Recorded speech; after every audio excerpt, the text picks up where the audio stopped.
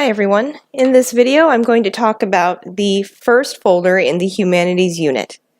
So if you click on course content, when you find the Humanities folder, there are 4 in there. You probably have only access to this one right now though, which is called Explore. And in this unit you are going to study and create an essay around a work of art that you're going to choose. So the first thing we want to do is take a look at your essay guidelines. For this humanities essay, you're going to write an essay that is going to discuss a work of art from the Google Arts and Culture website, and I'm going to show all of that to you in this video. What's important to note is that this essay will have 4 paragraphs. It will be 600 words or more long, and that is from your intro to conclusion. It doesn't include your works cited page at the end. You have to write this essay in third person, so you can't use first person words or second person words as you're writing this essay. You're going to research your art piece, and you are required to use at least one source from the college database, which I'm going to show to you in this video. Do not go to outside websites for information. A lot of people blog about art, but they are not experts. If you do want to use additional sources outside your database source, you can search for more information, but before you choose to use any websites, you should email me that website so I can let you know if it's okay to use that source, because you can't use any secondary sources and your sources have to come from a printed source or an expert of some kind. You're going to use MLA formatting, which is 2 major research documentation styles that you're going to experience in college. One is MLA, the other is APA, and in this essay we're using MLA because for things like the humanities, art, literature, you're using MLA style. For anything in the sciences, typically you'll be using APA. So you've got to learn both. And I'm going to walk you through that process and how to set up your APA documents and how to do your documentation. Finally, you want to look over the course syllabus because at the end there are descriptions for the grading of essays. So you want to make sure you're familiar with the grading. So back here in the Explore folder, when you scroll down, underneath the essay guidelines is the assignment, which is an art piece selection. And you're to go to this website called Google Arts and Culture and choose one of the pieces here as the focus for your essay. Now, if you already know of a piece that you really like and you want to do your essay on, but it isn't in here, you can go ahead and email me for approval. But I want to make sure that you choose something that you can find enough information on. In fact, before you decide for sure on your artwork, you probably want to do a little pre-research in the database to make sure that you can find it there. Because the last thing you want to do is start writing most of your essay and then have nothing to put in for your research. You would either have to lose points for lacking in research, or you'd have to start all over with another piece of art. So just as an example, if I scroll down, I'm going to choose one to sample, which is here. Auguste Rodin is a French artist.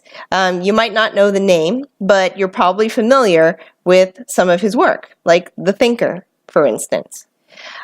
So this one's pretty famous. Very likely I will find something in the database for it, but I don't want to just guess that. I want to take a look and see if I can find information about The Thinker, because I need to put something into my essay that analyzes this, that tells me what it means, why it's important, why it's significant to people. So I want some kind of professional opinion about this piece of art that I can put into my essay. Now, to get to the database, you actually want to go back to My Courses, click on the course home page at the top. So here's my home page for Comp 1, and when I scroll down, you'll see there are resources, and you want to look for that section and then click on Library Resources and Services, and then you get the search bar for the library page. Now, I recommend that when you do your search, you can put in a couple of different keywords. If I put in The Thinker, I mean, I'm going to get all kinds of things probably.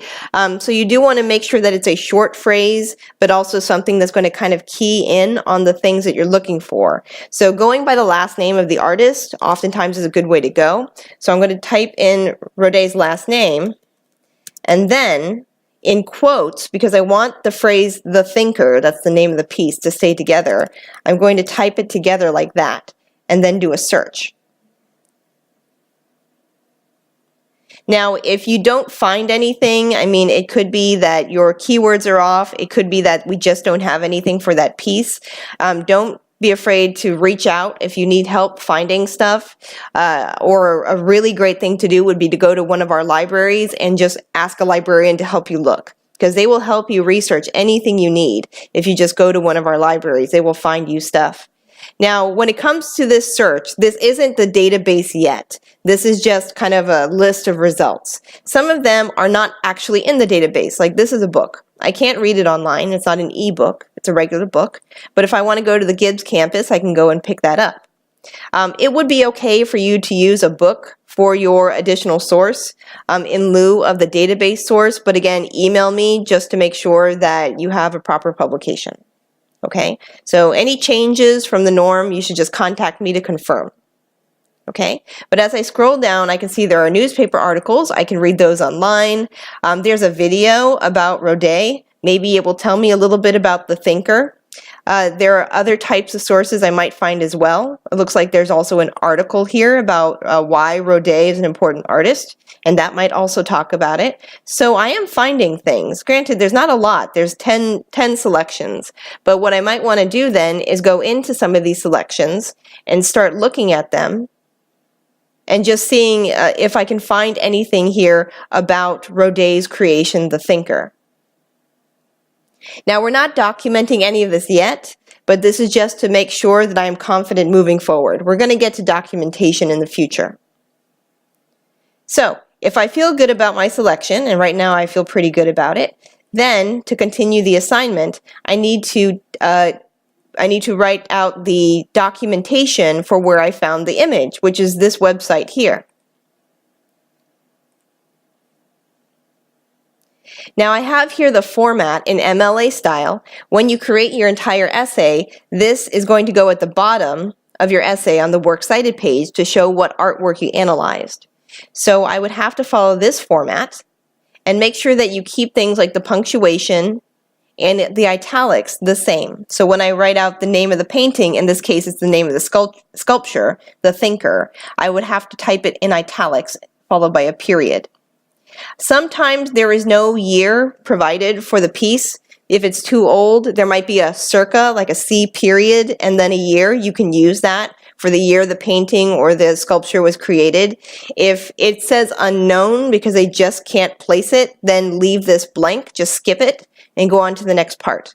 If it gives you a year range, if it says 12th century, then that's what you put in there. You put in whatever you can find or whatever it does give you. And so here's the format, and here's a sample one with one piece of artwork done, just so you can see how it looks. Now, if you're not sure if yours is done correctly, you can always email me and ask me to check it for you. So it says here, open a discussion thread and post a copy of your image with the correct citation directly underneath. To do that, you're going to have to download a copy of this image. Now, I can't download it from this website. It won't let me. I've got a couple of options, though. I could just go to Google and just find the image someplace else, download it, and use it, because it is just a picture of the same piece, the same artwork piece. So I would be okay with that if you wanted to do that. Or you can do something like use the snipping tool, is what it's called. It comes on Word, computers with Microsoft Word. And the snipping tool, if you do a search for it, you'll find it on your computer. But when you click New, you can actually box out what you want to save. And if I click Save, I can save this to my desktop, this image, and then I can upload it to my forum. So when I'm ready to submit my assignment, I've decided on what piece I'm going to do. I'm going to click Start a New Thread. You can put your name here. And then you want to place your image into the box. To do that, you need to insert an image. So you can click Insert from your computer, find your file, and upload it. So here I have my completed citation. Last name, comma, first name, period. The name of the artwork in italics, period. The year it was created, period. The name of the website, followed in italics, followed by a comma. The publisher, basically what company created the website. In this case, it was Google. And then a comma, and then the URL where I found that image. Okay, again, if you do have to go to an outside source just to get a copy of it, I'm okay with that. I do want you to have the URL, though, present for the Arts and Culture website if you're using it, because there might be information on this website that you want to use in your essay. So that's also going to help you later if you want to use some of the provided information in your future essay. Once you're done, all you have to do is post your assignment, and then you have completed everything in the Explore folder. Please let me know if you have any questions. Thank you.